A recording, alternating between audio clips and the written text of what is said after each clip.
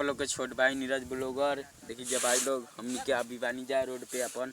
देखिए जा रोड हटे हमनी के घामा में भाई लोग धूप से कतनी जा बहुत ठंडा लागता भाई लोग पूरा हवा बहता। देखिए जा धूप दे अभी उगला कबेले बदरी लगेले रहे। देखिए जा दे वीडियो बना रहे हैं धंजे भाई। देखिए हम लोग इधर में है पूरा खेत का नज़ारा आप लोग देखिए जा। देखिए जा हमनी के हाउ गाँव हटे। देखिए जा हाउ कुल हमनी के गाँव है आइल बंजा रोड पे हइयो घर हटे। देखिए जा हमनी के जब रोड पे घूमत जा फिरत जा बहुत ठंडा लागता भाई में उन्हें पेड़ पौधा ले से धूप करने नहीं लागत ऐसे आइया जा रोड पे घूमे लट्टू खेलत रही भाई लोग अभी लड़का संगे हमार भाई के छोट भाई के अच्छा